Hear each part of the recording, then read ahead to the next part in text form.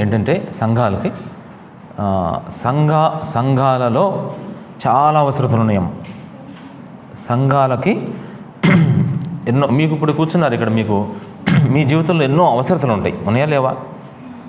ఇక్కడ కూర్చున్న ప్రతి వ్యక్తికి కుటుంబానికి సంబంధించిన అవసరతలు ఉన్నాయి, పర్సనల్ లైఫ్ వ్యక్తిగత జీవితానికి సంబంధించిన అవసరతలు ఉన్నాయి, పిల్లలకు సంబంధించిన అవసరతలు ఉన్నాయి.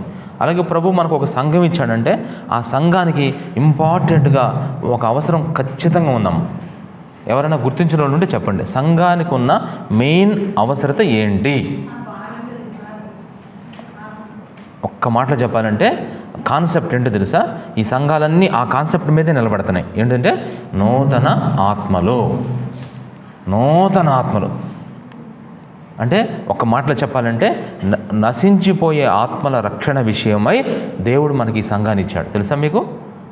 ఈనాడు యేసుప్రభు వారు సంఘాలు ఎందుకు స్థాపించాడు, లేదంటే ఒక సంఘాన్ని, ఒక చిన్నదైనా పెద్దదైనా ఆ సంఘాన్ని దేవుడు మనకి ఎందుకు ఇచ్చాడు అంటే, ఈ సంఘము ద్వారా ఏం చేయాలి చెప్పండి? నశించిపోయే ఆత్మలు, చూసారా, నశించిపోయే ఆత్మలను మనం రక్షించుకోవాలి. కానీ ఈరోజు కొన్ని విషయాలు పరిచయం చేస్తాను నేను వాక్యంలోకి వెళ్ళే ముందు. ఒక వాక్యం చదువుదాం బైబిల్లో. దానియేలు గ్రంథం 10వ అధ్యాయం. అందరం కూడా దానియేలు గ్రంథం 10వ అధ్యాయం 4వ వచనం చదవండి. మొదటి నెల 24వ తేదీ నేను ఇదే దానియేలు చెప్తా ఉన్నాడు. మొదటి నెల 24వ తేదీ 24th అనే డేట్న నేను ఎక్కడున్నాను తెలుసా? హిద్దేకెలా అనే నది తీరమున నేను కూర్చున్నాను. ఇక్కడ మీరు అండర్లైన్ చేస్తున్న మాట ఏంటంటే హిద్దేకెలా అనే ఒక నది అండర్లైన్ చేయడం. హిద్దేకెలా, దానియేలు 10:4 తీశారు కదా మీరు. దాంట్లో ఆశ్చర్యం, దానియేలు ఎప్పుడు కూర్చున్నాడు తెలుసా? అక్కడ 21 days 21 రోజు ఫాస్టింగ్ ఉన్నాడు, 3 వారాలు. దానియేలు ఫాస్టింగ్ ఎలా ఉన్నాడు తెలుసా?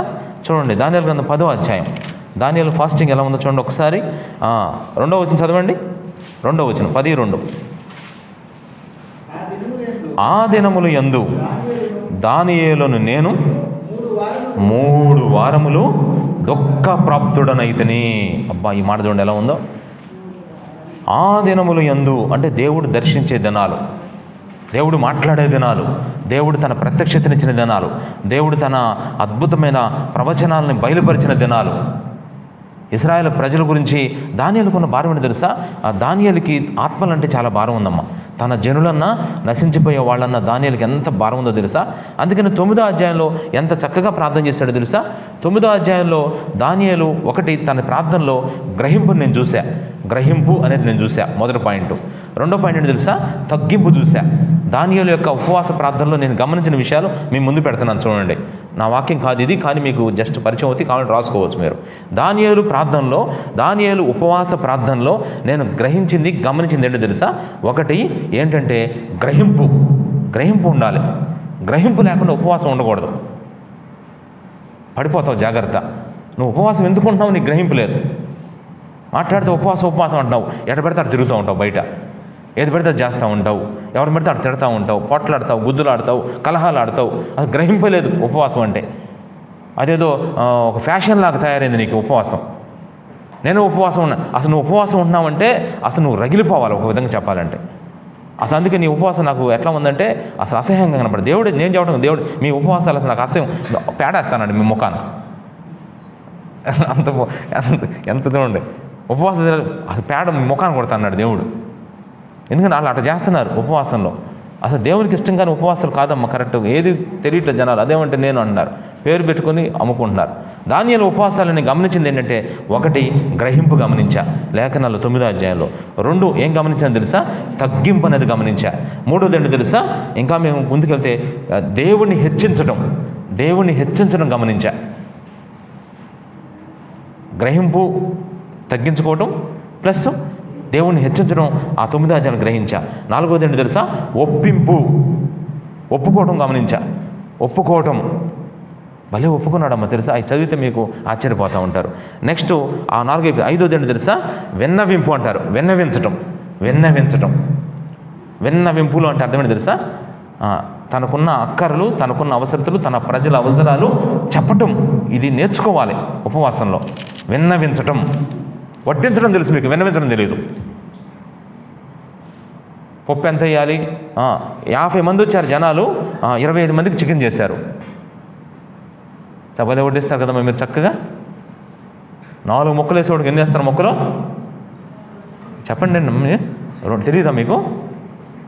ఒక ఆమె అంటుంది, అయ్యో చికెన్ చక్కగా పెట్టుకుని తక్కువ మంది వడ్డించడం కాదు తెలియాల్సింది. మనం ఉపవాసం ఉన్నప్పుడు వడ్డించడం కాదు తెలియాల్సింది ఏం చెప్పండి? విన్నవించడం తెలియాలి దేవుని దగ్గర. ఇది నేను గమనించానమ్మా. ఇది దానియేలు ఉపవాస ప్రార్థనలో ఇప్పుడు ఎన్ని పాయింట్లు చెప్పాను? 5 పాయింట్లు. నిజంగా ఇంకేంటో తెలుసా, 6వ పాయింట్ చూస్తే ఇంకోటి నేను రాసుకుంది ఏంటంటే, మరి అంగీకరించడం చూశాడు. అంగీకరించుట అంటే ఈ విధంగా వెళుతున్నప్పుడు దేవుడు తన ప్రార్థన దేవుడు అంగీకరించాడు. ఆ ప్యాసేజ్లో అంగీకరించడం చూశాను. లాస్ట్ అండ్ ఫైనల్ పాయింట్ ఆదరించడం కూడా చూశాను 9వ అధ్యాయంలో. నేను దానియేలు గ్రంథం 9వ అధ్యాయంలో గమనించిన మరి ఎన్ని పాయింట్లు? 7 పాయింట్లు. చెప్పండి ఏమేమి పాయింట్లు ఉన్నాయి? 1 గ్రహింపు చూశా దానియేలు, తగ్గింపు చూశాను, హెచ్చింపు చూశాను, తర్వాత ఒప్పుకోవడం చూశాను, విన్నవింపు, ఆ తర్వాత ఇట్లా దేవుడు వెళ్తున్నప్పుడు అంగీకరించి ఆదరించాడు. ఈ విధంగా సాగిపోయింది ఆయన ఉపవాస ప్రార్థనలో. అయితే ఇది మన టాపిక్ కాదు, చెప్తున్నాను మీకు. అసలు మన ఉపవాస ప్రార్థనలు కూడా అది ఉండాలమ్మా. ఇలా ఎన్ని రోజులు తెలుసా? 3 వారాలు. ఆ మాట చదివినప్పుడు నాకు ఆశ్చర్యం. 3 వారాలంట. చదివిన 10వ అధ్యాయంలో ఒక్కసారి మీరు 2వ వచనంలో, ఆ దినములు యందు దానియేలును నేను. నిజంగా చెప్పండి, ఇప్పుడున్న దినాలు ఉపవాసానికి అనుకూలమైన దినాలా, అనుకూలం కాని దినాలా? మీరు చెప్పండి. ఉపవాస దినాలు ఎందుకో తెలుసా? మన ఆత్మీయ జీవితాలు ఎంత పడిపోతున్నాయమ్మ. నిజంగా నా ఆత్మీయ జీవితం 100 మార్కులు, నా ఆత్మీయ జీవితం 100కు 90, నా ఆత్మీయ జీవితం 100కి 80, నా ఆత్మీయ జీవితంలో నేను ఫస్ట్ క్లాస్ అన్నోళ్ళు ఎవరన్నా ఉన్నారమ్మా?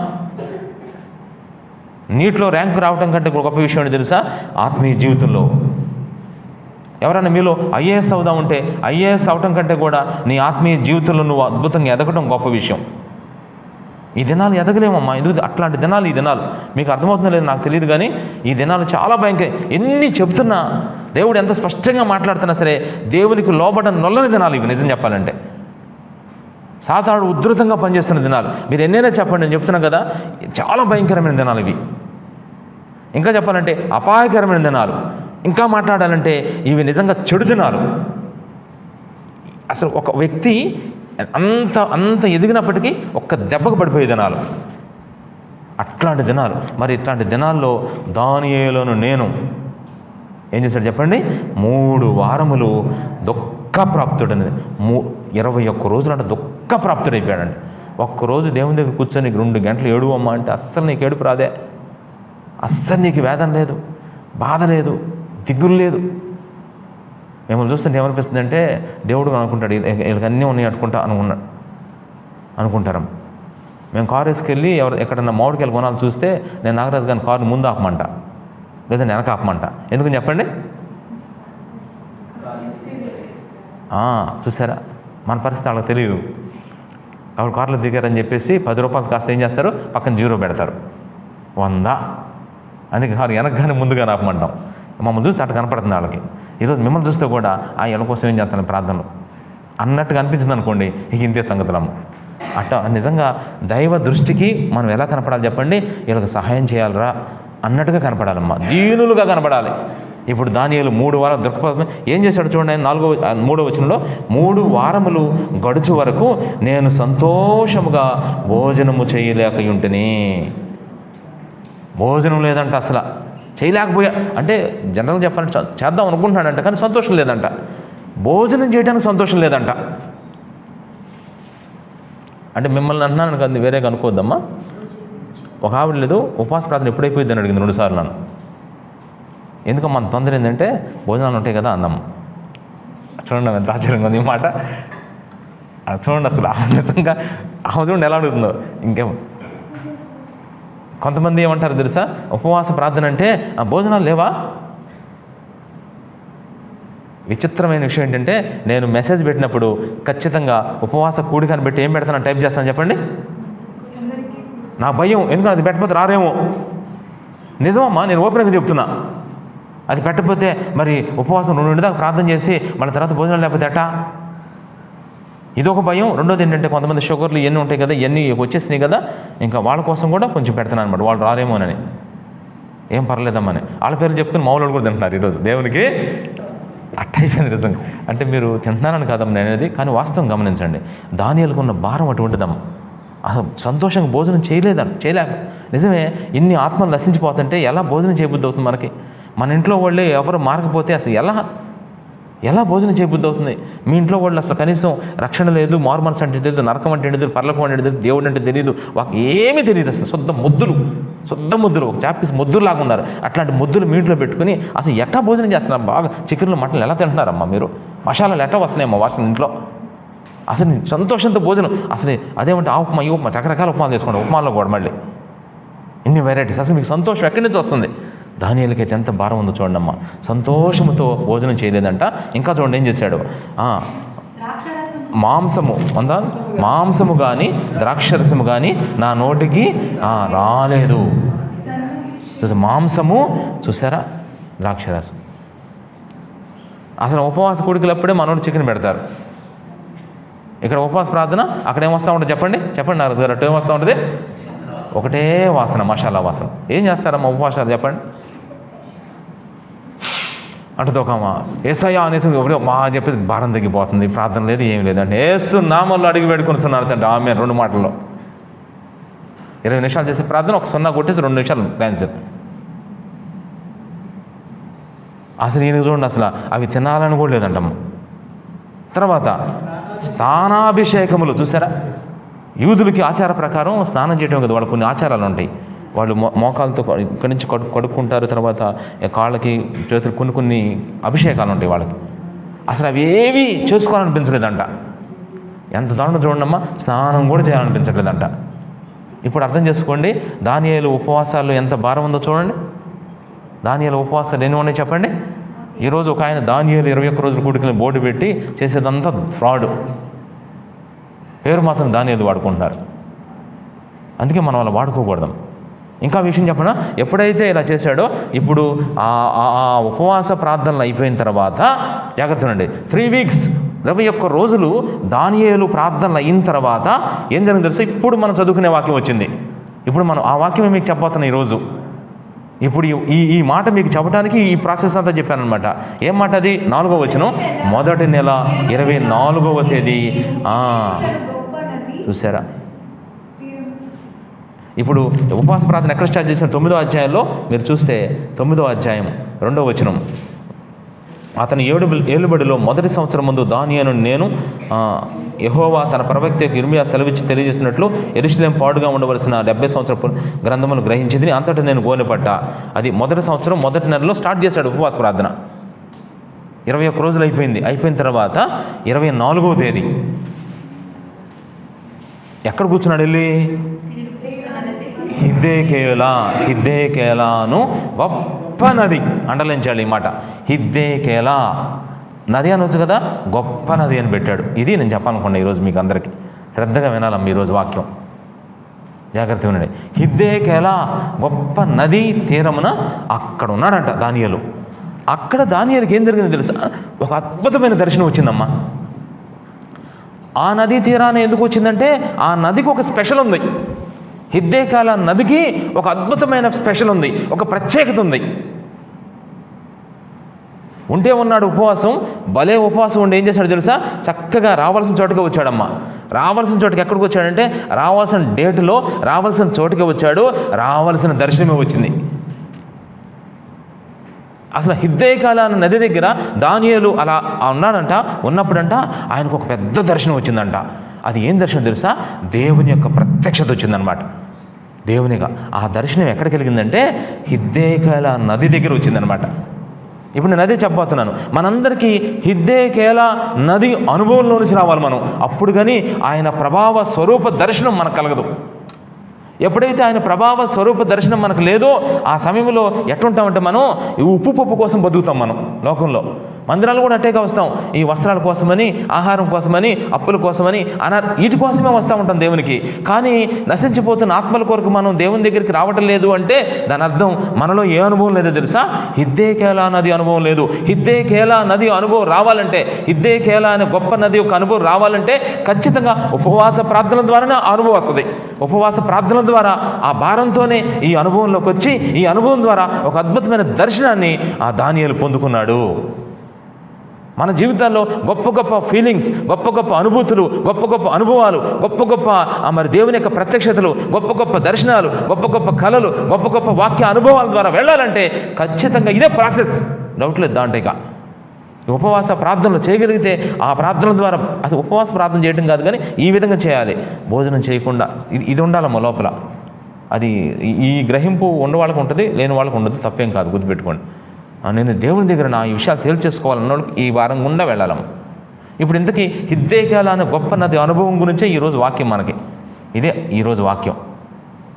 అదేంటో మీకు చెప్పబోతున్నాను. హిద్దేకేలా యొక్క నది యొక్క అనుభవం ఏంటంటే, ఒక మాటలో చెప్పాలంటే నూతన ఆత్మలు ప్రభు దగ్గరికి చేర్చడం. ఆ నదికి ఉన్న స్పెషల్ ఏంటంటే, ఆ గొప్ప నదికి ఉన్న స్పెషల్ ఏంటో తెలుసా?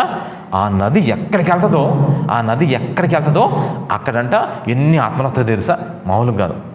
ఆత్మలను పట్టుకునే గొప్ప నది. హిద్దేకేలా అంటే అర్థం ఏంటో తెలుసా? వేగవంతమైన అనర్థం, చురుకు అనర్థం, వడిగా అనర్థం అనమాట. అర్థమైందా మీకు? హిద్దేకేలా అంటే అర్థం ఏంటో తెలుసా? వేగవంతమైన, వడిగల, చురుకు. ఈ హిద్దేకేలా అనే గొప్ప నది అనే అనుభవం ఎవరికైతే ఉంటుందో వాళ్ళలో జరిగేది ఏంటంటే, అనేక ఆత్మలను అట్రాక్ట్ చేస్తారు మీరు. మీ ద్వారా ఏం జరుగుతుంది తెలుసా? దేవుడు వండర్స్ చేస్తాడు, అద్భుతాలు చేస్తాడు. ఏంటి అద్భుతం అంటే, అసలు ఈ సంఘంలో ఎవరైనా ఉంటే మీ ద్వారా, నిజంగా చెప్పాలంటే మీ ద్వారా ఏదన్నా ఒక ఇన్స్ట్రుమెంట్స్ మందిరంలోకి రావడం గొప్ప విషయం కాదమ్మా. ఇప్పుడు ఆ అలారం ఎట్లా వచ్చింది మందిరంలోకి? ఆ ఏసీ ఎలా వచ్చింది? ఈ ఫ్యాన్లు ఎలా వచ్చినాయి? ఈ ఆత్మ ఎలా వచ్చింది మందిరంలోకి? ఏది గొప్ప అనుభవం చెప్పండి? ఈ అలారం, ఈ ఫ్యాను, ఈ కన్స్ట్రక్షన్, ఇది ఈ మందిరంలోకి రావడం గొప్ప విషయం కాదమ్మా. ఇది ఒక పార్ట్. సెకండ్ పార్ట్ ఇది గొప్ప విషయమే, కానీ సెకండ్ పార్ట్. కానీ మొదటి పార్ట్ ఏంటి తెలుసా?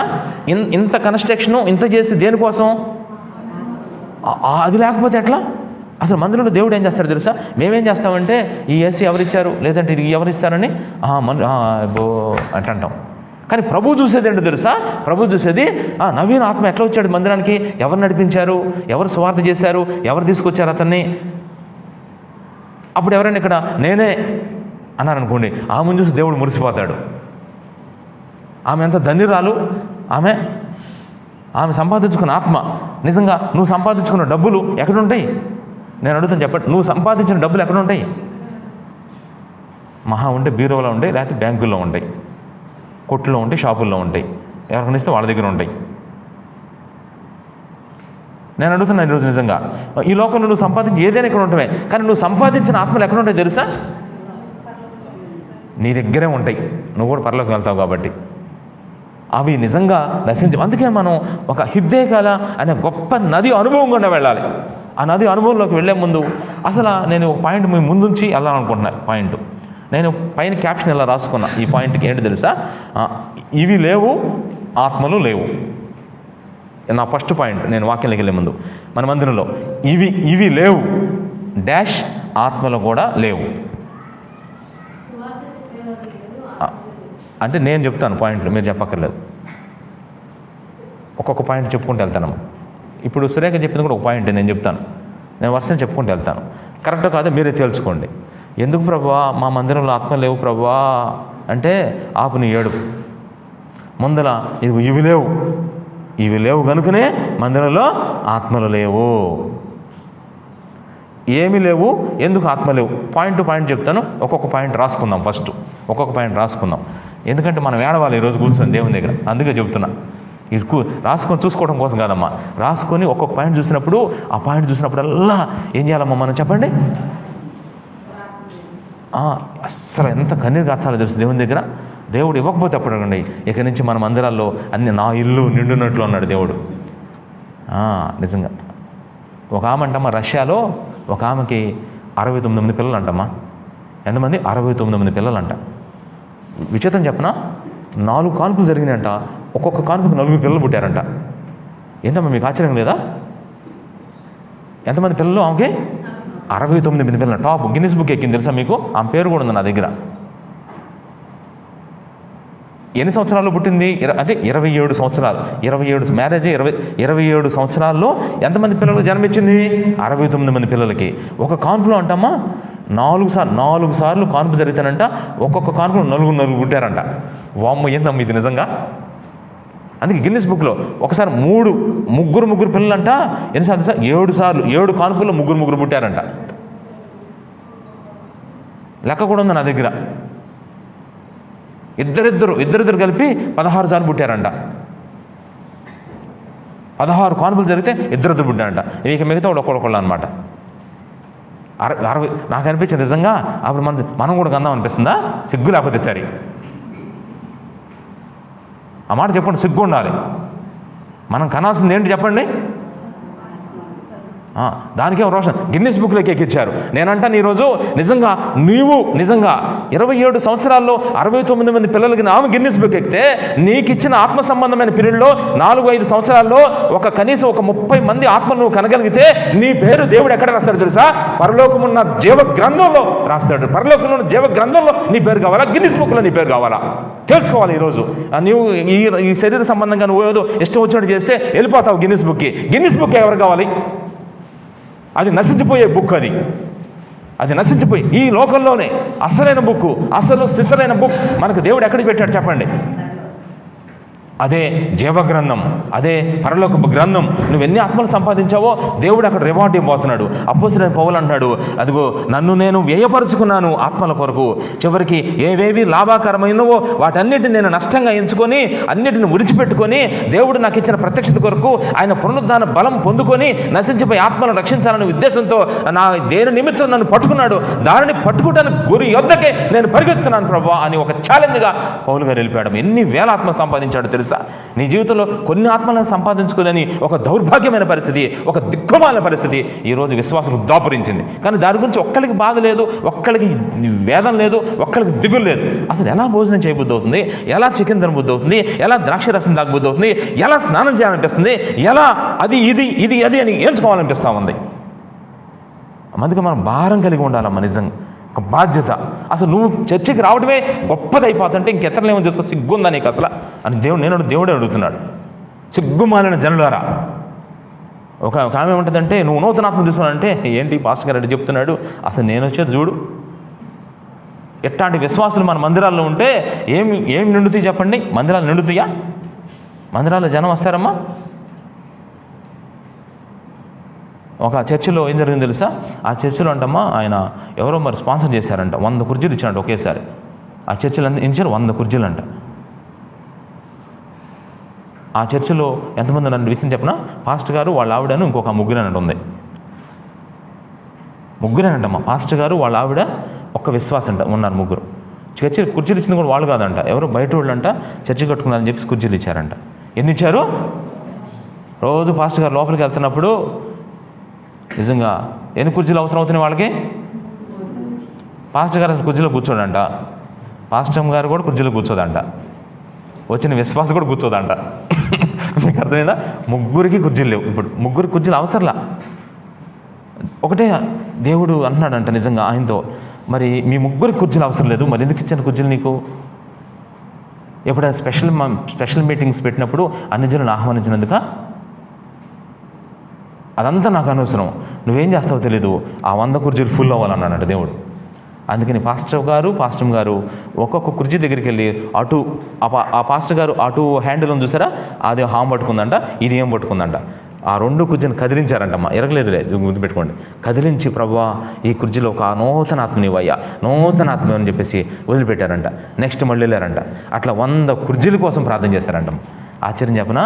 దేవుడు ఎంత గొప్పవాడంటే ఒక్కొక్క కుర్చీకి ఇద్దరిద్దరిని ఇచ్చాడంటమ్మా దేవుడు. ఒక్కొక్క కుర్చీకి అంటే ఇప్పుడు చెప్పండి 200 మంది ఆత్మలు అయ్యారంట. 200 మంది. ప్రభువా 100 మేము అడిగాం, కానీ 200 ఎందుకంటే మీ అడగటాన్ని చూసి మెచ్చుకున్నానంట. ఎందుకంటే అటు ఒకటి ఇటు ఒకటి పట్టుకున్నావు నువ్వు, ఒక కుర్చీ ఇద్దరు చేశారుగా, కాబట్టి నీకు ఒక ఆత్మ. దేవుడు చూసి ఎంత మెరాకిల్ జరిగించాడు. వాళ్ళ విశ్వాసం చూడండి ఎంత గొప్పదో. అసలు ఒక్కసారి నిజంగా మీరు ఒకటి గుర్తుపెట్టుకోవాలి, చర్చికి వచ్చిన వాళ్ళు, కుర్చీలు కూర్చున్న వాళ్ళకి జాగ్రత్త. నేను చెప్తున్నా, మిగతా కుర్చీలు మీ ప్రార్థన వాళ్ళు ఫీల్ అవ్వాలి, లేకపోతే కుర్చీలు కూర్చోదు, మీరు కింద కూర్చోవాలి. జాగ్రత్త, కుర్చీలు కూర్చున్న వాళ్ళు చెప్తున్నా. మళ్ళీ అందరికీ కుర్చీలు కూర్చున్న వాళ్ళందరూ కూడా మీరు కూర్చున్నప్పుడల్లా ఇక్కడ ఎన్ని కుర్చీలు ఉన్నాయో ప్రభా, కుర్చీలు మొత్తం ఫిల్ అవ్వాలి ప్రభా. కింద కూర్చున్న వాళ్ళు అమ్మాయి అనుకుంటున్నారా? ఎంత ఖాళీ ఉందమ్మ కింద? ఎంత ఖాళీ ఉంది? మీరు నిజంగా చెప్పాలంటే కింద కూర్చున్నవాడు చెప్తున్నా, మళ్ళీ మీరు కనుక ఈ కింద కూర్చున్న ఫిల్ అవ్వకపోతే మేము నిలబెడతా, మిమ్మల్ని నిలబెడతా.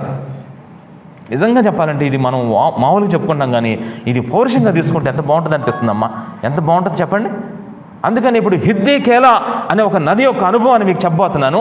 హిద్దేకేలా యొక్క నది యొక్క అనుభవం గుండా వెళ్ళినప్పుడే దానియేలు గొప్ప దర్శనాన్ని చూశాడు. అసలు దానియేలు 3 వీక్స్ 21 రోజులు ఉపవాసం ఉన్నప్పుడు ఆ ఉపవాసం ఎంత నిష్ఠగా, ఎంత చక్కటి పనులు చేస్తూ, అద్భుతంగా స్నానాభిషేకాలు చేసుకోకుండా, ఆ చికెను ద్రాక్షరసం తినకుండా, ఎంత వేదనతో కన్నీరు గారుస్తూ, సంతోషం లేకుండా, ఎంత భారంతో అక్కడ కూర్చొని ఉన్నప్పుడు, ఆ హిద్దేకేలా నది దగ్గరికి వెళ్ళి కూర్చున్నప్పుడు అద్భుతంగా దేవుడు తన దర్శనాన్ని, నార బట్టలు కలిగిన ఒక వృద్ధుడు ఆయన దగ్గరకు వచ్చి అద్భుతమైన తన దృశ్యాన్ని తనకు కనపరుచుకున్నప్పుడు ఎంత ఆశ్చర్యం జరిగిందో తెలుసా? అంత గొప్ప దర్శనాన్ని దానియేలు పొందడానికి కారణం ఆ హిద్దేకేలా యొక్క గొప్ప నది దగ్గర దానియేలు ఉండటమే. ప్రతి ఒక్కరూ ఆ నది దగ్గరకు వచ్చినప్పుడు అంత గొప్ప దర్శనాన్ని కలిగి ఉంటారు, వాళ్ళు ఇస్తాడు దేవుడు. అయితే ఆ నది దగ్గరకు నువ్వు వెళ్ళాలంటే త్రూ ఫాస్టింగ్, అంటే ఫాస్టింగ్ ద్వారా మాత్రమే. అంత భారం ఉండాలి. ఈరోజు ఇప్పుడు నేను చెప్పే మాట ఏంటంటే, ఇవి లేవు, ఆత్మలో లేవు. ఫస్ట్ పాయింట్ దీంట్లో. ఈ పాయింట్ నేను ఎందుకు చెప్తున్నానంటే, రాసుకొని, ప్రభా నిజంగా ఇది లేదు ప్రభా, ఇది లేదయ్యా, అందుకే ప్రభా నేను గొడ్డుమోద్దాని ప్రభా, గొడ్రాను నిజం. గొడ్డుమోతోళ్ళు అని ఎవరిని అంటారమ్మా కరిక్రమ గారు? గొడ్డుమోతోళ్ళు. ఎవరైనా వచ్చినప్పుడు అమ్మా మీకు ఎంతమంది పిల్లలంటే 2, ఆత్మ సంబంధం కాదండి, ఒక్కళ్ళని కూడా కావాలి ఎంతవరకు. గొడ్డుమోద్దానే కరెక్టేనా మిమ్మల్ని అంటాం? చూసారా? శరీర సంబంధమైన ఒక ఆమెకైతే, మాకు ఇక్కడ పెనమాకులో ఒక అన్నపండు మంటనే ఉంది, ఆమెకు అసలు పిల్లలే లేదు శరీర సంబంధంగా, కానీ ఆత్మ సంబంధంగా చాలామంది పిల్లలుగా ఉంది. జనానికి చూసేవాళ్ళందరూ అట్టట్టు అంటారు, కానీ దేవుళ్ళు ఎంత గొప్పరాలైందమ్మా నిజం. ఒక ఆయన అయితే పేపర్ తీసుకొని రాశాడు, పేపర్లు చూస్తే మొత్తం 592 ఆత్మలు కన్నా ఆయన పరలోకానికి వెళ్ళే ముందంటే సాక్ష్యాలు చెప్తున్నారు. ఈయన ఈ లోకంలో ఉన్నప్పుడు సువార్త చేసి అనేక ఆత్మలు, కానీ మొత్తం 592 అంట. సువార్త చెప్పడం నడిపించాడంట దేవుని దగ్గర. అందుకే ఇప్పుడు నేను కొన్ని పాయింట్స్ చెప్పబోతున్నాను. ఇవి లేవు, ఆత్మలు కూడా లేవు. ఏవి లేవు? ఒకటి, ఫస్ట్ పాయింట్ ఏంటంటే, ఆ భారము లేదు డాష్, ఆత్మ లేదు. భారము లేదు, ఆత్మలు లేవు. భారం, ఆత్మల పట్ల ఏముండాలి చెప్పండి? మనకి భారం ఉండాలి. ఆత్మల పట్ల భారం ఉండాలి.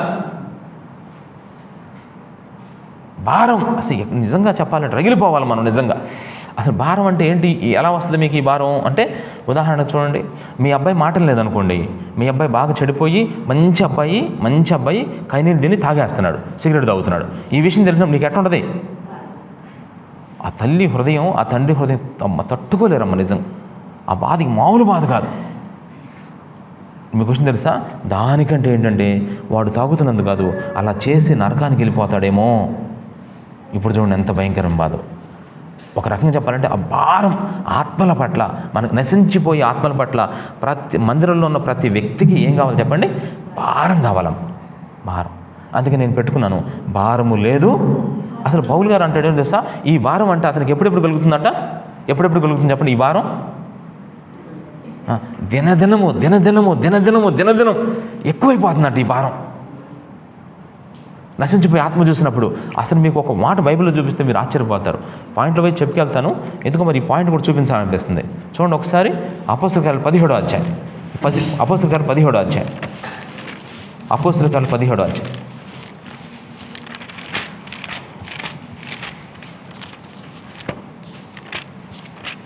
అపోస్తల కార్యాలు 17వ అధ్యాయం. ఈ మాట చదవండి అందరు తీసి. 15 అవుతుంది చదవండి. 15 పౌలు అపోస్తల కార్యాలు 17వ అధ్యాయం 16. పౌలు ఏథెన్సులో వారి కొరకు కనిపెట్టుకొని చుండగా ఆ పట్టణము, చూసారా, ఆ పట్టణము విగ్రహములతో నిండి చూచినందున అతని ఆత్మ పరితాపము పట్టలేకపోయిను. పరితాపం. పౌలు గారి ఆత్మలోకి ఏమొచ్చిందంట? పరితాపం. అంటే అర్థం ఏంటి? అదే అస్సలు అది ఎంత కన్నీళ్ళు వచ్చేసినాయి అంటమ్మా, నిజంగా తట్టుకోలేకపోయాడంట. ఈరోజు నిజంగా నీ పక్కన వాళ్ళు, ఇటు పక్కన వాళ్ళు, అటు పక్కన వాళ్ళు ఇంత విగ్రహ సంబంధమైన చేస్తూ ఉంటే అసలు నిమ్మక నీరెత్తినట్టు ఉంటామంటే నేనేమనుకోవాలమ్మా? ప్రార్థన కూడా రానన్నావంటే, పక్కన మైకులో పాటను పడతా ఉంటే నువ్వు ఇక్కడ ఏమవ్వాలి చెప్పు? ఇక్కడ రగిలిపోవాలి. పరితాపం. ఏముంది ఎట్టపోతే ఏముందిలే. అందుకే ఆత్మలు ఉంటున్నాం మనకి. నీ ఇంట్లో ఏం లేకపోతే నీకున్నంత భారం, ఆత్మలను సంపాదించకపోతే నీకు భారం ఉంటుంది అసలు? ఆలోచించు. ఇల్లు కొనాలి, రిజిస్ట్రేషన్ చేయించాలి, ఒక 10 లక్షలు తగ్గినాయి, ఎట్లా చెప్పు నీ పరిస్థితి అప్పుడు? అందుకే దేవుడు అంటున్నాడు, ఆయన భారం ఏంటో తెలుసా? ఆత్మల భారం. ఆ భారం నీకుంటే నీ భారాన్ని దేవుడు తీసేస్తాడు, ఖచ్చితంగా తీస్తాడు. నువ్వు అందుకనే ఆ భారం కాదు, నువ్వు ఈ భారం పెట్టుకో ముందులా ఫస్ట్ అసలు అన్నాడు. దేవుడు ఏమన్నాడు? నా కాడి మీ మీద ఎత్తుకొని నా యుద్ధ నేర్చుకోమన్నా చెప్పాడు. నీ కాడు నా మీద పెట్టురా అంటే నీ కాడు నువ్వు మోసుకుంటావేంటి? నీ కాడు నా కాడు నువ్వు తీసుకో. మేము అదే చేస్తున్నాం. ఇంకా ఇప్పటి నుంచి ఇంకా చేయాలనుకుంటున్నాం. ఇంకా మీరు కోఆపరేషన్ చేస్తే మీకు కొన్ని ఐడియాస్ కూడా చెప్తాం మాతో పాటు.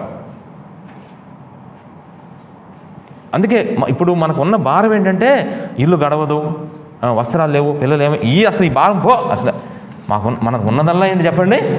నశించిపోయే ఆత్మల పట్ల భారం ఉండాలి ఖచ్చితంగా. ఎవరన్నా ఒక మాట అంటే నీకు ఎంత పరితాపం వస్తుందో లోపల, మళ్ళీ 4 పెట్టేదాకా నిద్రపోవు. నీకు అసలు లోపల రగిలిపోతూ ఉంటావు. ఆ రగులడం ఎప్పుడు తగ్గిద్ది చెప్పండి?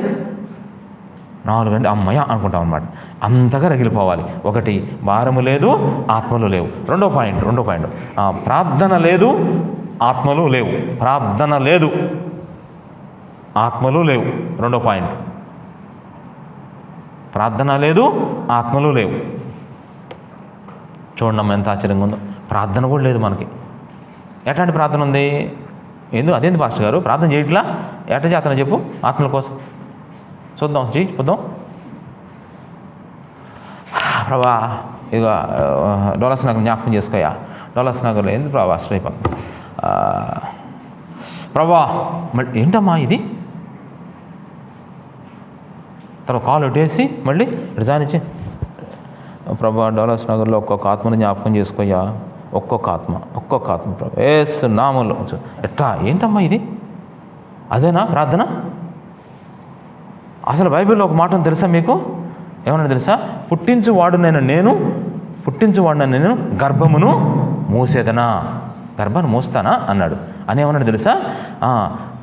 సియోనుకు ప్రసవేదన కలుగగానే, సియోనుకు ప్రసవేదన కలగగానే ఏమైందో తెలుసా? ఆశ్చర్యం జరిగింది. యెషయా గ్రంథం 60వ అధ్యాయం చూడండి ఒకసారి. యెషయా గ్రంథం 60వ అధ్యాయం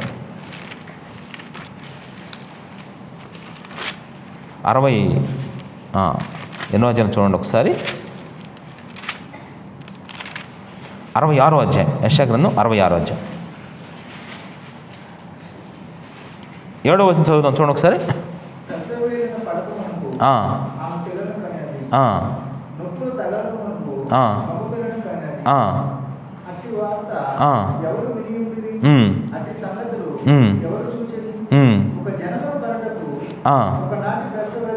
ఇప్పుడు 7వ వచనం మీరు గమనించారు కదా? ప్రసవేదన పడక ముందు పిల్లను అంటే ఏకవచనం బహువచనం అంటే ప్రసవేదన పడకముందు కన్నీటి ప్రార్థన చేసింది, దానివల్ల ఒక్క ఆత్మే వచ్చింది. తర్వాత నొప్పులు లేవు, నొప్పులు లేనప్పుడు ఒక్క ఆత్మేగా అంది. తర్వాత కిందకి రండి. ఒక్క జనమును అక్కడ అంటే ఒక జనమును కనుటకు ఒకనాటి ప్రసవేదన చాలున, ఒక్క నిమిషంలో ఒక జనము జన్మించిన. ఇక్కడి నుంచి చదవండి. సియోనుకు ప్రసవేదన కలుగగానే బిడ్డలను అండలించండి. ఇక్కడ పిల్లలు వేరు, బిడ్డలు వేరు. పిల్లోడు అంటే ఏంటి తెలుసా? లోక సంబంధమైన వ్యక్తి. బిడ్డలు అంటే ఎవరు తెలుసా? ఆత్మ సంబంధమైన వ్యక్తులు. బిడ్డ కాదు, బిడ్డలు అంటే ఎవరిని కంటావో తెలుసా? ప్రసవేదన వస్తే అద్భుతమైన జనాంగాన్ని కంటావు. ఇక్కడ ఆలటోలిగా ఉండే మనుషులు కాదు. కొంతమంది వస్తున్నారు చర్చికి, వాళ్ళు ఏంటి వస్తున్నారు వెళ్ళిపోతున్నారు, వాళ్ళు పిల్లలు అంతే. కానీ బిడ్డలు కావాలి మనకి, పిల్లలు కాదు కావాల్సింది. పిల్లలకి బిడ్డలు చాలా తేడా ఉందమ్మ. బిడ్డలు అంటే మన రక్తం పంచుకొని పుట్టినోళ్ళు. పిల్లలు అంటే పరాయి పిల్లలు అనుకోవచ్చు. ఎప్పుడు ఇక్కడ సియోనుకు ప్రసవేదన కలుగుగానే ఆమె బిడ్డలను కలిగను, నేను ప్రసవేదన కలుగజేసి కనిపింపక మానేదనా అని యెహోవా అడుగుచున్నాడు. ఇంతకీ నేను ప్రసవేదన కలుగజేసి, అంటే ప్రసవేదన కలుగజేసేది ఎవరు? ఇప్పుడు జనరల్గా మేము చెప్తున్నాను, మామూలుగా అనుకున్నాం. ఇప్పుడు ఒక భార్య నొప్పులతో బాధపడుతుంది, దాని వెనక భర్త కారణం ఉండడు? ఖచ్చితంగా ఉంటాడు, ఇండైరెక్ట్గా. అది అంత లాజిక్ విషయమో దానికంటే లాజిక్ విషయం ఏంటి తెలుసా? నీకు ప్రసవేదన వచ్చింది అంటే దాని వెనక ఖచ్చితంగా ఆ ప్రసవేదన దేవుడే నీకు ఇచ్చాడు. దేవుడు లేకుండా, దేవుని ఆత్మ లేకుండా, దేవుడు సహాయం చేయకుండా నీకు ప్రసవేదన రాదు. అందుకే ప్రభువా నాకు ప్రసవేదన తెచ్చే, నాకు ప్రసవేదన తెచ్చే. నీకు ప్రసవేదన వచ్చింది అంటే ఇక చూడమ్మా, అనేక ఆత్మలు నువ్వు కంటావు, ఒక జనాన్ని కంటావు, ఒక జనం. అయితే ఒక జనానికి అంటానికి ఒక్కరోజు ప్రసవేదన కాదు, ఎన్ని రోజులు పడాలో. కానీ ఒక్కరోజు 2 రోజులు ప్రసవేదన పెడితే కొన్ని ఆత్మలు వస్తాయేమో, కానీ ఒక సంఘాన్ని నిర్మించాలి నువ్వు, ఒక మంచి సంఘాన్ని.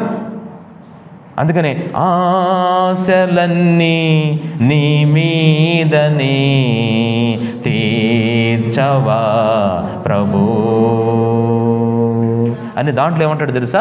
మండుచున్న సంగములను ప్రభు కొరకై కట్టెదా, అలయగాది ఆత్మలను ప్రభు చెంతకు చేర్చేదా. మండుచున్న సంఘాన్ని కట్టాలి, వేలాది ఆత్మలు ప్రభు కొరకు సంపాదించాలంటే ఖచ్చితంగా ఒక్కరోజు ప్రసవేదన కూడా సరిపోదమ్మా. ఎన్ని రోజులు చెప్పండి? ఎన్నో రోజులు ప్రసవేదన పడాలి. అందుకే నేను ఈ పాయింట్ ఏమిటంటే, ప్రార్థన లేదు డాష్ ఆత్మలు లేవు. అంటే ఈ ప్రార్థన అంటే ఏముండాలంటే బ్రాకెట్లో కన్నీటి ప్రార్థన ఉండాలి, ప్రసవేదన ప్రార్థన ఉండాలి, పట్టుదల, ఇంకేమైనా పెట్టుకోవచ్చు మీరు, అది నేను చెప్పలేను. మెయిన్గా ప్రసవేదన ప్రార్థన. ప్రసవేదన పడాలమ్మా ఖచ్చితంగా. మీ ప్రసవేదన దేవుడు చూస్తాడు తప్పకుండా. నొప్పులు వచ్చినప్పుడు ఎంత కంగారు, అసలు అన్ని పెయిన్స్ వస్తాయి అన్నమాట. సరే, ఇది ఎక్కువ చెప్పాను, టైం అయిపోతుంది కాబట్టి మూడో పాయింట్ చెప్పేస్తున్నా. ఆత్మలు ఎందుకు లేవో చెప్తున్నాను. 3వ పాయింట్. నెక్స్ట్, బాధ్యత లేదు, ఆత్మలు లేవు. 3వ పాయింట్, బాధ్యత లేదు. 3వది బాధ్యత లేదు డాష్ ఆత్మలు లేవు. బాధ్యత అంటే ఏంటి తెలుసా?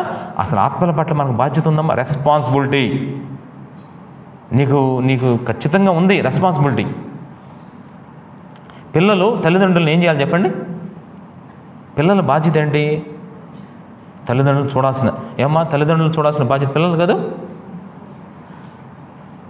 భర్త బాధ్యత ఏంటి? భార్యకి ఒక శారీ తీసుకొచ్చాడు, భార్యకి ఒక ఉంగరం చేయించాడు, భార్యకి తినడానికి తీసుకొస్తున్నాడు. అంటాడు ఇతను వచ్చి ఇతని దగ్గర, నేనేం తక్కువ చేశాను అన్నీ. మళ్ళీ ఆమెకు పెట్టింది కూడా అందరం ముందు చెప్పుకుంటున్నాడు వెళ్ళి. అసలు సిగ్గు, నాకైతే నవ్వు వచ్చింది. భార్యకి పెట్టింది, పిల్లలకు పెట్టింది కూడా చెప్తారమ్మా బయటికి వెళ్ళి. ఒక ఆయన ఎవరికి పెట్టుకున్నావయ్యా, ఎవరికి పెట్టుకున్నావు నువ్వు అని ఎవరు వాళ్ళ అత్తయ్య అంటుందన్నమాట పక్కన. ఎవరు పెట్టుకున్నావా నువ్వు? నీ భార్యకి పెట్టుకున్నావు, నీ పిల్లలు పెట్టుకున్నావు, మాకు పెట్టినట్టు మాట్లాడతావేంది? అప్పుడు నా భార్యను చూడాల్సిన బాధ్యత నీది, నిన్ను చూడాల్సిన బాధ్యత నాది కాదు. కానీ ఇవన్నీ పక్కన పెడితే ఒక విశ్వాసి, ఒక ఆత్మ సంబంధమైన వ్యక్తి యొక్క బాధ్యత ఏంటో తెలుసా?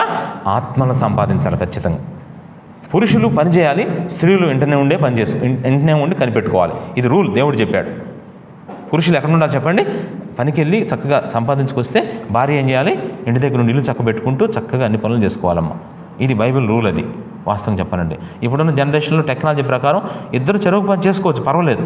కానీ చెరువు పని చేసుకుంటున్నామని చెప్పేసి భర్తని నువ్వు టీ పెట్టురా, నువ్వు కాఫీ పెట్టురా, నువ్వు అన్నం వండు అంటాం తప్పమ్మా. అది ఆ పనులు వాళ్ళకి సంబంధించినవి కావు. ప్రేమతో చేసుకున్నారు కానీ పర్వాలేదు, మీ ప్రేమకు నేను అడ్డురాను. కానీ అది చేస్తే ప్రేమ ఉంటే చేస్తాడు, లేకపోతే నువ్వు ఎందుకు చేయమని డిమాండ్ చేసి నా భర్త బట్టలు ఉతకట్లేదు, నా భర్త టీ పెట్టట్లేదు, నా భర్త అన్నం ఉండలేదని కేసు ఏంటి చూద్దాం, ఏది గెలిచిద్దో చూద్దాం. ఏది గెలిచిద్దమ్మా? ఎవరిని భర్తను అరెస్ట్ చేస్తారా, భార్యని అరెస్ట్ చేస్తారా? భార్యని అరెస్ట్ చేస్తారు. అయితే దేవుడు ఒకరినొకరు ప్రేమించుకోమన్నాడు కాబట్టి ప్రేమతో నువ్వు చేయాల్సిన పనులు అవి. కానీ బాధ్యత కాదు అవి. బాధ్యతలు ఉన్నాయి, కొన్ని రెస్పాన్సిబిలిటీస్ ఉన్నాయి. విశ్వాసులుగా మనకున్న మొదటి రెస్పాన్సిబిలిటీ ఏంటో తెలుసా? ఆత్మలను ప్రభు దగ్గర తీసుకురావాలి, ఆత్మలను ప్రభు దగ్గర నడిపించాలి. బైబిల్లో ఆంద్రేయ ఉన్నాడు. ఆంద్రేయ ఎంత చక్కగా నడిపించాడమ్మా, ఎంత చక్కగా. ఈరోజు పెద్ద పెద్ద సేవకులు మరి వాళ్ళని ఎవరు నడిపించారు చూడండి.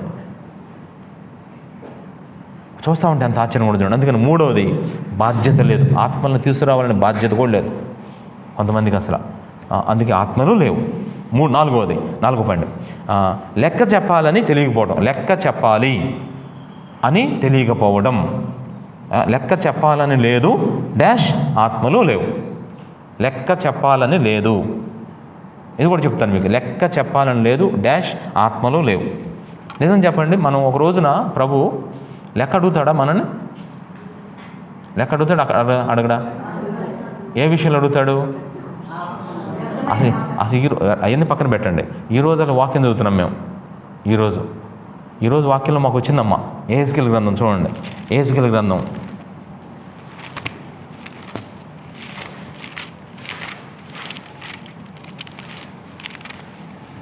3వ అధ్యాయం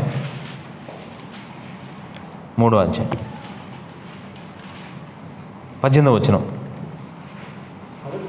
అవశ్యంగా నువ్వు మరణమవుదువని నేను దుర్మార్గునికి ఆజ్ఞేయగా నీవు అతనిని హెచ్చరిక చేయకయు అతన్ని జీవించినట్లు తన దుర్మార్గత విడిచిపెట్టవలనని వారిని హెచ్చరిక చేయకి ఉండిన ఎడల ఆ దుర్మార్గుడు తాను చేసిన దోషమును బట్టి మరణమవును కానీ అతని రక్తమునకు నిన్ను ఉత్తరవాదిగా ఎంచుదును.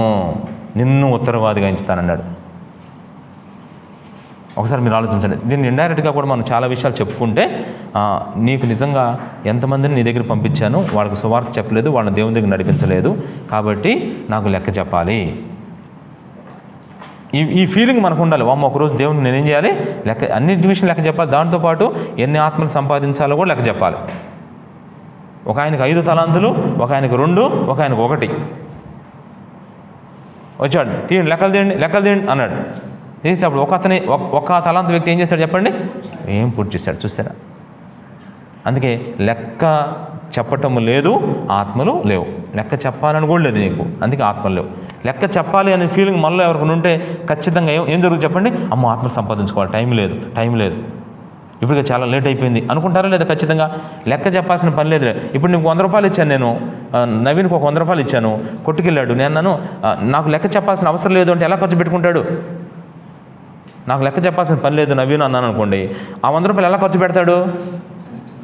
అది నేను అన్నాను నవీను ప్రతి రూపాయికి లెక్క చెప్పాలన్నాను, అప్పుడు ఏం చేస్తాడు చెప్పు? అది నేను చెప్పేది. ఆత్మల విషయంలో లెక్క చెప్పాలి. ఇప్పుడు హైమావతి గారు ఉన్నారు ఇక్కడ, ఆంజనేయుడు గారి విషయం లెక్క చెప్పాలి. ఆమె అదేంటి ఫాస్ట్ గారు నేను చెప్పాలి అంటే, అందుకే నేను చెప్తున్నా, ఆమె చెబుతుంది, ప్రార్థన చేస్తుంది, రాకపోతే ఆమె తప్పించుకుంటుంది. చెప్పటం లేదు, మందిరానికి రమ్మని చెప్పటం లేదు, ఆయన కోసం ప్రార్థన చేయట్లేదు, ఈ 2 పనులు చేయట్లేదు అనుకోండి, ఆమె లెక్క మారిపోద్దాం.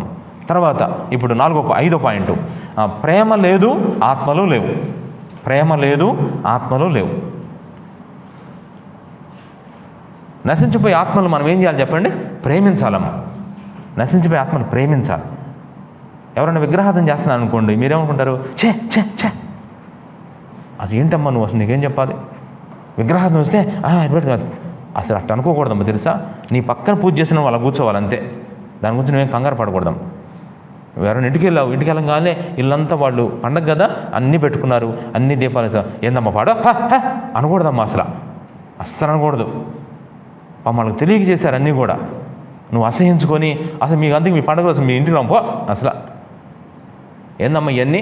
ఒక ఆమె వెళ్ళిందంటే వెళ్ళి అవన్నీ చేస్తే నిజంగా ఇదంతా నాకు పెంటగా కనపడుతుంది అందంట. ఎంత కోపం వస్తుందమ్మా వాళ్ళకి.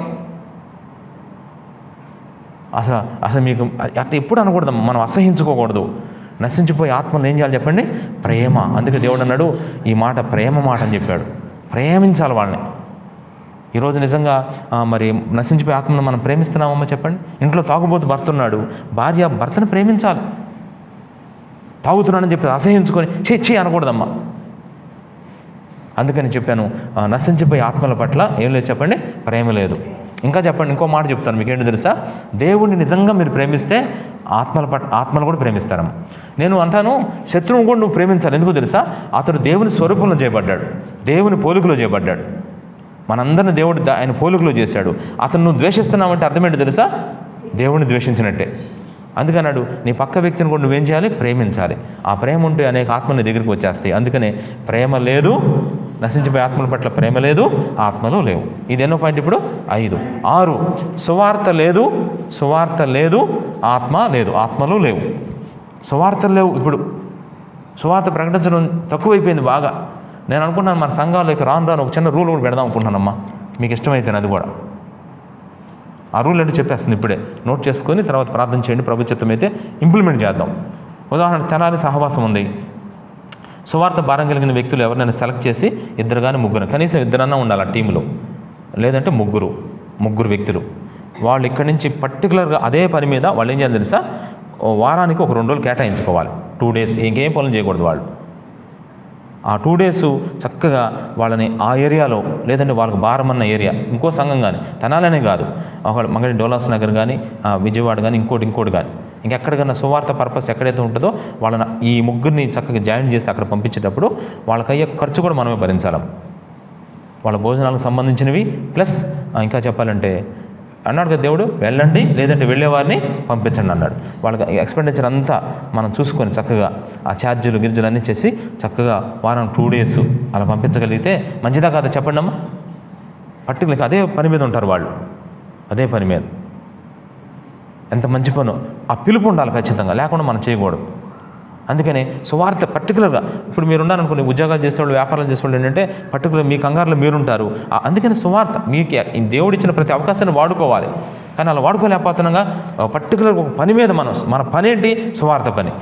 ఎవరికి వాళ్ళు చెప్పుకుంటారు, కానీ పర్టికులర్ మందిరాల్లో ఏ సంఘంలో వాళ్ళు అక్కడ ఒక 3, ఇక్కడ ఒక 2, అక్కడ ఒక 3 అట్లా ఉన్నారనుకోండి, మొత్తం మన సంఘాల్లో కనీసం ఒక 10 మంది ఉన్నారనుకోండి, వాళ్ళు ఎక్కడికి వెళ్ళినా సరే సువార్త చేస్తారు. అది ఎక్కడైనా సరే, తెనాలైనా డోలాసైనా ఇంకోటి చక్కగా వచ్చి మంచి సాక్ష్యం కలిగిన వారికి చక్కగా చెప్పుకుంటే నిజంగా ఎంత మంచిగా ఉంటుందమ్మా ఆత్మలు. అందుకని అట్లాంటి వాళ్ళు కూడా మనకు కావాలి. సువార్త లేదు, ఆత్మలు లేవు. చూసారా, ఇది 6వ పాయింట్. 7వ పాయింట్ కూడా చూడండి. 7వది, సాక్ష్యము లేదు, ఆత్మలు లేవు. సాక్ష్యము లేదు. మందిరాలకు వచ్చేవాళ్ళకి ఏమి లేవు చెప్పండి. సాక్ష్యాలు లేకుండా సువార్త చేసేసి వస్తారమ్మ జనాలు. సాక్ష్యం లేకపోతే నీ ఇష్టం వచ్చినట్టు జీవిస్తూ అందరిని తిట్టి కొట్టి పోట్లాడి అలా చేస్తూ ఉంటే నిన్ను అసలు నీ వల్ల ఆత్మలు వస్తాయా పోతాయా? మీరు ఒకసారి ఆలోచించండి అమ్మా. మన మందిరంలో పోట్లాడే వాళ్ళు ఉంటే ఎన్ని ఆత్మలు వస్తాయి చెప్పండి, చెప్పమంటారా? ఎన్ని ఆత్మలు వస్తాయో? రాని ఆత్మలు పక్క దేవుడు ఎరుగు, ఉన్నాయి పోతాయి అమ్మ, ఉన్నాయి పోతాయి. నేను అందుకే మరీ చెప్తున్నాను మీకు, సాక్ష్యం లేదు నీకు. సాక్ష్యం లేకుండా నువ్వు సువార్త ఎలా ప్రకటిస్తా? సాక్ష్యం లేకుండా ఆత్మలు ఎలా వస్తాయి నీ దగ్గర? అందుకే సంఘాలలో అందరికీ ఎటువంటి సాక్ష్యాలు ఉండాలి? మంచి సాక్ష్యాలు ఉండాలమ్మా. సాక్ష్యము లేదు, సువార్త లేదు. ప్రార్థన చేయాలి ఈ పాయింట్ పట్టుకుని మీరు. అందుకనే సాక్ష్యం లేదు, ఆత్మలు లేవు. తర్వాత మరి దేవుని చిత్తాన్ని తెలుసుకొనలేదు, అంటే దేవుని చిత్తం లేదు, ఆత్మలు లేవు. దేవుని చిత్తం లేదు. ప్రభు మనసు ఏంటో, ప్రభు చిత్తం ఏంటో మనం తెలుసుకోలేకపోతున్నాం. అందుకే ఆత్మలు కాదు. అమ్మో, ఒక మందిరంలోకి ఆత్మలు నడిపించడం అనేది దేవుని చిత్తం, అది మనకు లేదు. దేవుని చిత్తం మనకు తెలియట్లా, దేవుని చిత్తం మనలో లేదు. కనుక ఏమి లేదు చెప్పండి, ఆత్మలు లేవు.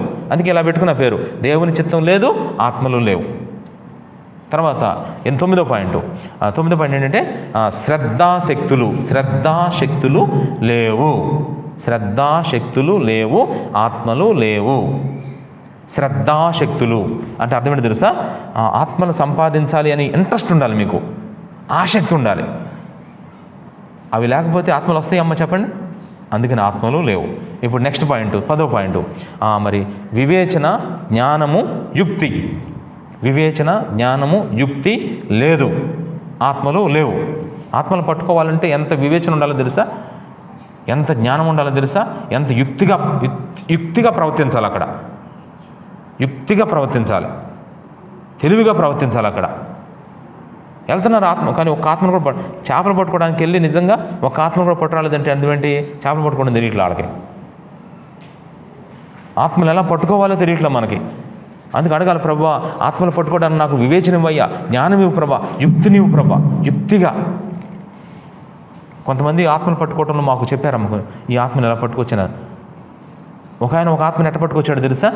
మరి ఆయన యేసుప్రభు గురించి చెప్పాడంట. చెప్పి ఆ మీటింగ్ జరుగుతున్న చర్చిలో, ఈరోజు నువ్వు చర్చికి రావాలంటే వస్తానని చెప్పాడంట. వస్తానని చెప్తే మొదట మాట ఇచ్చాడంట, కానీ రాలేదంట. తర్వాత 2వ రోజు మళ్ళీ మాట ఇచ్చి వస్తానంట, రాలేదంట. 3వ రోజు ఏం చేస్తా, 3వ రోజు ఫోన్ చేసి అన్నాడంటే, ఇది లాస్ట్ రోజు, ఈరోజు నువ్వు రాకపోతే నేనే వస్తానన్నాడంట. అంటే నువ్వెందుకు నేను వస్తానంటే, కాదు నేను వస్తానని చెప్పేసి కరెక్ట్గా ఆ సమయంలో కరెక్ట్గా 11ంటికి ప్రేయర్ అయితే 9:10 దాకా చూశాడంట. వచ్చేటట్టు కనపడలేదంట. వెంటనే బండేసుకుని వెళ్ళిపోయాడంట. వెళ్ళిపోయి వెళ్ళి తనకి చక్కగా చూస్తున్నాడంట టీవీలో. అతను బయట కూర్చొని వెంటనే రెడీ అవ్వని చెప్పేసి ఆయన రెడీ. అక్కడ 11:10, 11:15 మీటింగ్ స్టార్ట్ అయిపోయింది అక్కడ 11:15. కానీ తన కోసం చూడండమ్మా కొంత టైం తీసుకుని వెయిట్ చేసి చక్కగా వెళ్ళిపోయాడు. కొంతమందికి అయితే నిజంగా యుక్తిగా ఆ సమయంలో వాళ్ళకు కొంచెం డబ్బులు అవసరం, వాళ్ళకి నిజంగా ఆ సమయంలో ప్రభు నాకు ఇచ్చాడు, నా ధనాన్ని ఏం చేస్తానంటే అలా ఏంది నాకేదో ఉంది అని ఎచ్చుగా ఇవ్వటం కాదమ్మా, నా దేవుని కోసం నేను ఏం చేస్తాను అలా ఇచ్చి వాళ్ళకి సువార్త యుక్తిగా ఉండాలమ్మా. ఎవరెవరి దగ్గర ఎలా ఉండాలి, ధనవంతులు ఉంటారు, దరిద్రులు ఉంటారు, కొంతమంది కొంచెం యక్షప్రశ్న చేసే ఉంటారు, వాళ్ళ దగ్గర మరి ఎలా మరి నిజం చెప్పాలంటే స్టెఫను ఆత్మ దేవుడు చూడండి ఎవరు ఎదిరించలేని ఆత్మ ఇచ్చాడంట ఆయనకి. మీ విరోధులకు ఎదురాడే ఆత్మను మీకు ఇస్తానని చెప్పాడు దేవుడు.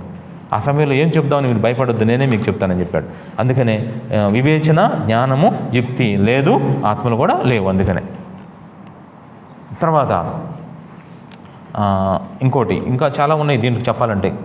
ఇంకో పాయింట్ 11వది, దేవునితో కలిసి పని చేయటం లేదు. దేవునితో కలిసి పని చేయటం లేదు, ఆత్మలు లేవు. మనం దేవునితో కలిసి పని చేయాలమ్మా. ఆత్మలప్పుడు ప్రభువుని తీసుకెళ్ళాలి మనతో పాటు. ముగ్గురెళ్ళినా నలుగురెళ్ళినా మీతో పాటు ఎవరు రావాలి? దేవుడు రావాలి. దేవుడు రాకపోతే ఆత్మలు ఉండవు. ఎందుకంటే ఆత్మలు పట్టే జాలరి, ఆత్మల కాపరి, ఆత్మల అధ్యక్షుడు, ఆత్మలను ఇచ్చేది ఎవరు చెప్పండి? దేవుడు. ఆయన మామూలైన కదా, ఆత్మయ్య ఉన్నవాడు. ఆయన మనతో రావాలి, వస్తే ఆత్మలు వస్తాయి. అందుకనే దేవునితో కలిసి పని చేయటం లేదు, డాష్ ఆత్మలు కూడా లేవు. అందుకనే ఇది 11వ పాయింట్. 12వ పాయింట్ ఇచ్చిన అవకాశాన్ని, అంటే తలాంతులు లేవు, తలాంతులు లేవు, ఆత్మలు లేవు. తలాంతులు లేవు, ఆత్మలు లేవు. అంటే బ్రాకెట్లో తలాంతుల దగ్గర ఇచ్చిన అవకాశాలను కూడా పెట్టుకోవచ్చు. దేవుడు నీకు ఎన్నో అవకాశాలు ఇస్తున్నాడు, కానీ వాటిని ఉపయోగించుకుంటున్నావా? ఆ సామర్థ్యం దేవుడు నీకు ఇచ్చాడు, కానీ ఉపయోగించుకోవట్లేదు. ఆ సామర్థ్యాన్ని వాడట్లేదు కనుక ఆత్మలు కూడా రావట్లా. తర్వాత 13వది సువార్త కూడికలు లేవు, ఆత్మలు లేవు. పర్టికులర్గా సువార్త కూడిక, ఇంటింటికి సువార్త. ఇంటింటికి పథకం కాదమ్మా, ఇంటింటికి సువార్త, గడపకి సువార్త. ఉదాహరణకి మీ ఇంట్లో ప్రార్థన పెట్టుకోవాలి. ఇప్పుడు ప్రతి నెల మొదటి గురువారం నూతకిలో మరి సువార్త కూడిక ఎవరింట్లో జరుగుతుంది తెలుసుగా మీకు? ప్రతి నెల మొదటి గురువారం పగలు సువార్త కూడిక ఎక్కడ జరుగుతుంది? అన్నపూర్ణం గారింట్లో. సో అట్లాంటి కూడికలు ఉండాలి మీ ఇళ్లలో. అట్లాంటి కూడిక ఏమీ లేదు, మీరు ఎక్కువ మంది కాదు, అటు పక్కన ఇటు పక్కన ఒక 2-3 తీసుకురండి, కూర్చోబెట్టండి. కొత్త వ్యక్తులు 3 అందిస్తే సరిపోదమ్మా. అలా చెప్తూ చక్కగా అట్లాంటి సువార్త కూడికలు మనం పెట్టించుకోవాలి. అందుకే మీరు బాగా ప్రార్థన చేయండి, సువార్త కూడికలు ఉండాలి. లేవు కాబట్టి ఆత్మలు లేవు. కృతజ్ఞత కూడికలు ఉంటున్నాయి, ఆరాధన కూడికలు అన్నీ ఉంటున్నాయి, కానీ ఏముంటుందో చెప్పండి? సువార్త కూడికలు ఉంటాయి. హెబ్రోన్లో అయితే ఆరాధన అంతా అయిపోతే మళ్ళీ ఈవినింగ్ మళ్ళీ సువార్త కూడికి పెడతారు. వాళ్ళకి పెద్దదన్నమాట చర్చి. ఆ తర్వాత ఇప్పుడు 12 అయిపోయింది, 13 అయిపోయినాయా? 14 ధనాన్ని ఖర్చు పెట్టడం లేదు, ఆత్మలు లేవు. ఆత్మల కొరకు ధనాన్ని ఖర్చు పెట్టడం లేదు. ఈరోజు డబ్బంతా దేనికి ఖర్చు పెడుతున్నాం చెప్పండి? మనం ఎక్కువగా డబ్బును దేనికి ఖర్చు పెడుతున్నాం? వేస్ట్గా. భోజనానికి ఎంత ఖర్చు పెడుతున్నాం చెప్పండి అమ్మా. అదే ఖర్చు ఆత్మల కోసం పెడితే, భోజనం మనం మందిరంలో చేయటం వేరు, మనం బయట క్యాటరింగ్ చేయటం వేరు. ఒక్కొక్కసారి ఒక 100 మందికి మనం భోజనాలు పెడితే, క్యాటరింగ్ పెడితే 100 మందికి ఎంత ఇది అంజరండి? 15,000. చూసారా?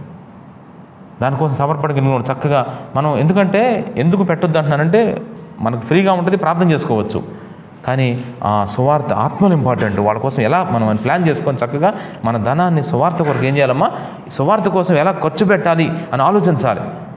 మీరు సువార్త కోసం ఖర్చు పెట్టే ప్రతి పైసా కూడా అది వ్యర్థం కాదమ్మా, అది వ్యర్థం కాదు. వాళ్ళు దగ్గర డబ్బులు తీసుకొని సువార్త చేయడం ఏంటి? మనమే డబ్బులు ఇచ్చి సువార్త చెప్పాలి. వాళ్ళు డబ్బులు మన సువార్త, అందుకే సువార్త చెప్పినప్పుడు కానుక ఇవ్వకూడదు అసలు. అంటే తీసుకుంటారు కానీ మీరు ఇవ్వక్కర్లేదమ్మా. సువార్త ఉచితంగా చేయమన్నాడు దేవుడు.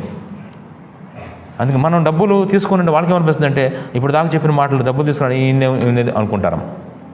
అందుకే ధనము ఖర్చు పెట్టడం లేదు, ఆత్మలు లేవు. తర్వాత ఇప్పుడు 14 అయినా 15 దర్శనం లేదు, ఆత్మలు లేవు. దర్శనం లేదు, ఆత్మలు లేవు. ప్రతి సేవకి దర్శనం ఉండాలి. మనకిచ్చిన పరిచర్యకి దేవుడు దర్శనం ఇచ్చాడు. ఏంటో తెలుసా? అగ్నిలో నుండి లాగినట్లు కొందరినైనా మీరు రక్షించండి. అగ్నిలో నుంచి లాగినట్లు లాగమన్నాడు. కాలిపోతూ ఉంటే, అగ్నిలో ఉంటే ఒక వ్యక్తిని ఎట్లా లేపుతాం చెప్పండి? అతన్ని అంత ఇమీడియట్గా మీరు చేయాలని చెప్పాడు. అది దర్శనం. అలా చేస్తున్నాం లేదు మనం పరిశీలన చేసుకోవాలి. మాకు దర్శనం ఉంది కానీ ప్రభువా అవి మేము చేయలేకపోతున్నాం ప్రభువా, మమ్మల్ని క్షమించండి. దర్శనం లేదు, ఇప్పుడు ఆత్మలు లేవు. ఇప్పుడు ఎన్ని వచ్చినాయమ్మా? 15. 16 దేవునికి లోబడటం లేదు, ఆత్మలు లేవు. దేవునికి లోబడటం లేదు, దేవునికి లోబడటం లేదు, ఆత్మలు లేవు.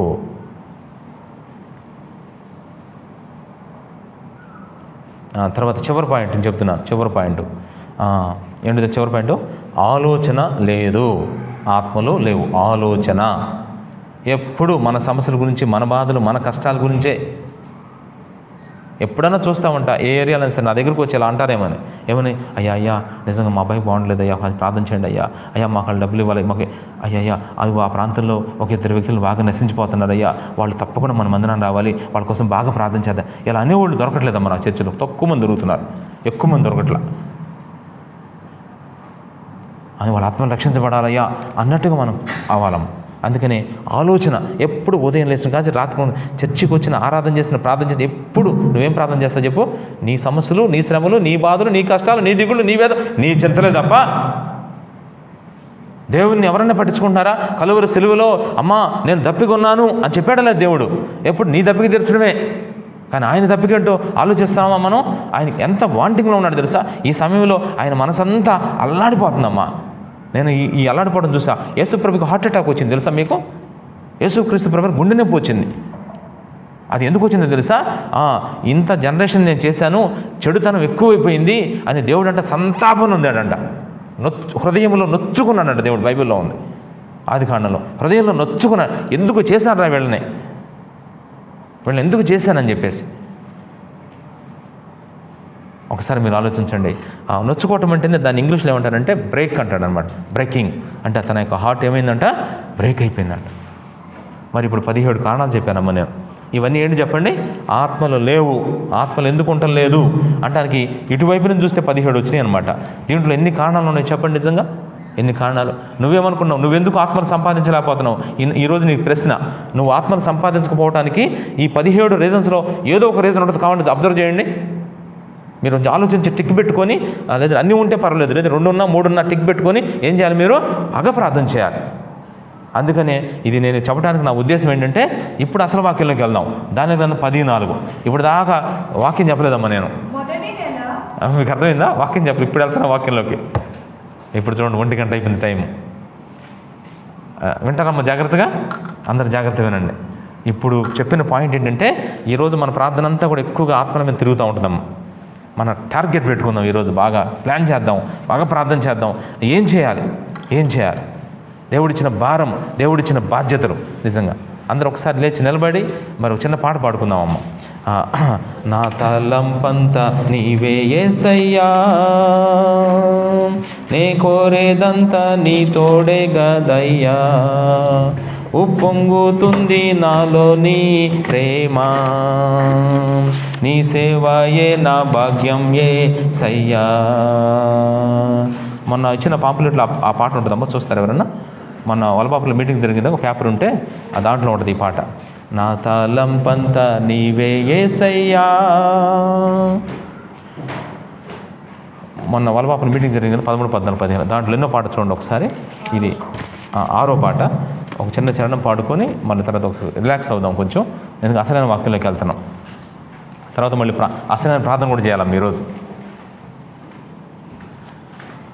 అందరం కలిసి ఒక పాడుకున్నాం. నా తలంపంతా నీవే యేసయ్యా, నే కోరేదంతా నీ తోడే గదయ్యా, ఉప్పొంగుతుంది నాలో నీ ప్రేమ, నీ సేవయే నా భాగ్యం యేసయ్యా, నా తలంపంతా నీవే యేసయ్యా, అణువణువున ప్రాణమంతా వేచియున్నది నీకే నిరతం, అణువణువున ప్రాణమంతా వేచియున్నది నీకై నిరతం, నీవే నాకు సర్వము ప్రభువా, నీవే నాకు సర్వము ప్రభువా, నా తలంపంతా నీవే యేసయ్యా. నిన్ను ఎరుగక నశించిపోతున్న ఆత్మల భారం నాలో రగిలే. నిన్ను ఎరుగక నశించిపోతున్న ఆత్మల భారం నాలో రగిలే. నీకై నేను ముందుకు సాగేదా, నీకై నేను ముందుకు సాగేదా. నా తలంపంతా నీవే యేసయ్యా. నలిగిపోతుంది నా ప్రియ భారతం, శాంతి సమాధానం దయచేయుమయ్యా.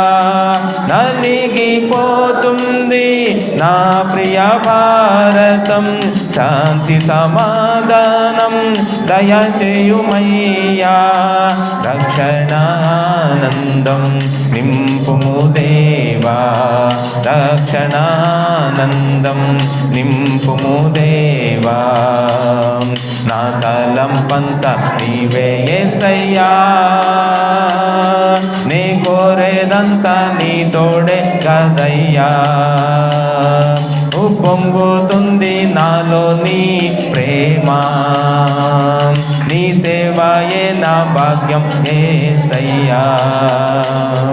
నా తలంపంతా నీవే యేసయ్యా. అందరం కూర్చుందాం. దీంట్లో చూసారా రెండో చరణం, నిన్ను ఎరుగక నశించిపోతున్న ఆత్మల భారం నాలో